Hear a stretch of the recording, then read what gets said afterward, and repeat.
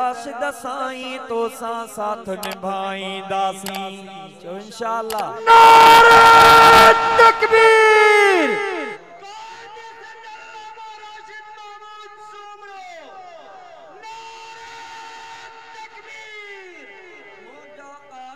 राशिद साईं तो साथ निभाईंदासीं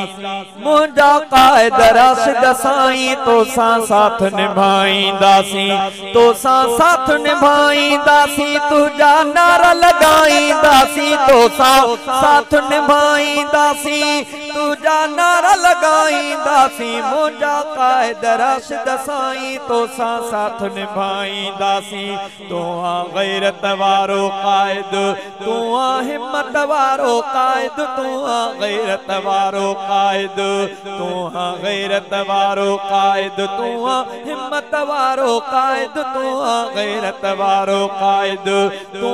हिम्मत वारो क़ाइद तुझे हुक्मन खे ओ सोना साहन मंझ समाईंदास तुझे हुक्मन खे ओ सोना साहन मंझ समाईंदासी साहन मंझ समाईंदासी तुझा नारा लगाईंदासी मुंहिंजा क़ाइद राशिद साईं तो साथ निभाईंदासी तो ते आहे नाज़ प्यारा तुझा सब अंदाज़ प्यारा तो ते आहे नाज़ प्यारा तुझा सब अंदाज़ प्यारा तुझे सभिनी अंदाज़न तां जानियूं घोरे घुमाईंदासी दीन जो चौकीदार बणियो मुल्क जो पहरेदार बणियो दीन जो चौकीदार बणियो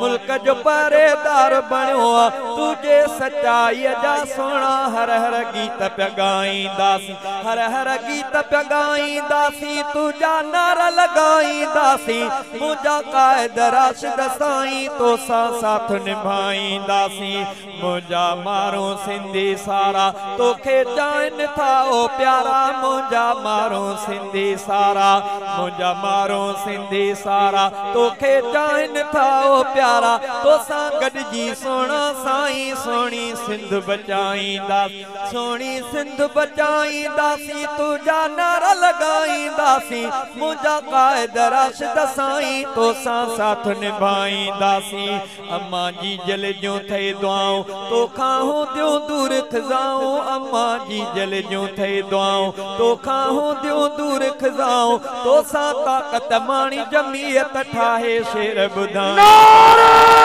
तकबीर। जमीयत उलमा इस्लाम राशिद महमूद सुमरो। नारे तकबीर।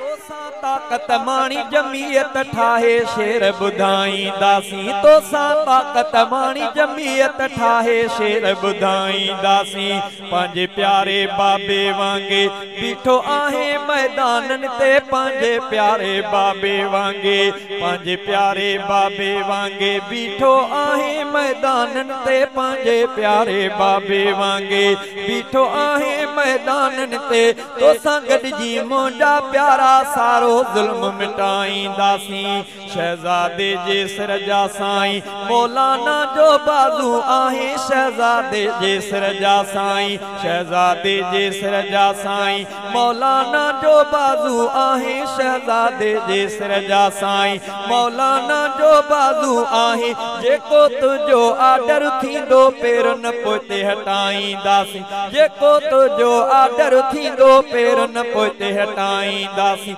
पेरनि पोइते हटाईंदासीं तुझा नारा लगाईंदासीं मुंहिंजा क़ाइद राशिद साईं तोसां साथ निभाईंदासीं मुंहिंजा क़ाइद राशिद साईं तोसां साथ निभाईंदासीं।